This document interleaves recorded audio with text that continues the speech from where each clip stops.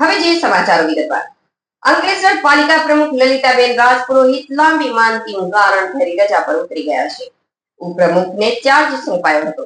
જો માંદગી આવી હોય તો પાલિકા પ્રમુખની કચેરીમાં ટૂંકી હાજરીએ રહસ્ય સર્જાયું છે. આગામી 22મી મળનાર પાલિકાની બોર્ડ મીટિંગ પૂર્વે વિવાદ ટાળવા પ્રમુખ પદ છોડ્યું હોવાનું જોવા મળી રહ્યું છે.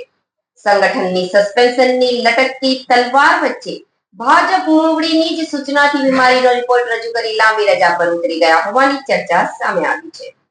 આગામી 22મી મળનાર પાલિકાની બોર્ડ મીટિંગ પૂર્વે વિવાદ ટાળવા પ્રમુખ પદ છોડ્યું હોવાનું જોવા મળી રહ્યું છે.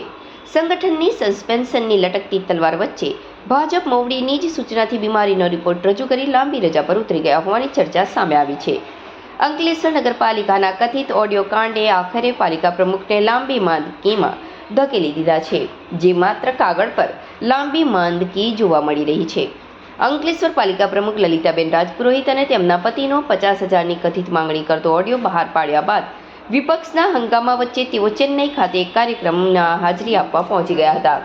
જેઓ આજ રોજ અચાનક પાલિકા કચેરીએ હાજર થયા હતા અને પાલિકા ઉપપ્રમુખને નગરપાલિકા અધિનિયમ હેઠળ ચાર્જ સોંપી લાંબી માંદગીનું કારણ આગળ ધરી નીકળી ગયા હતા.